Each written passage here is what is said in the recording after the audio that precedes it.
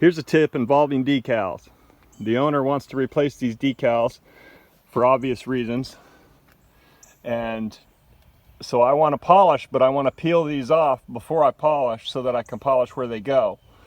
Now I've learned from taking these off haphazardly in the past that getting them back on correctly can be a problem.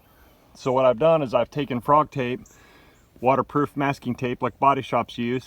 You can get it at any parts store. And I've very carefully adhesed it to the ends of the major points of the letters. Okay. And then what I'll do is I'll take a picture of the decal, and that'll give me a reference point.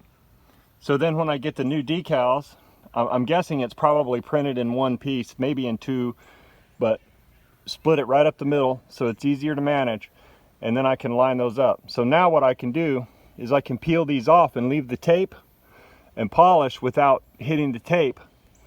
And this gives me reference points to put the decals back on where they were originally without having to think too much about it. Because these decals were printed in another town and driven down here.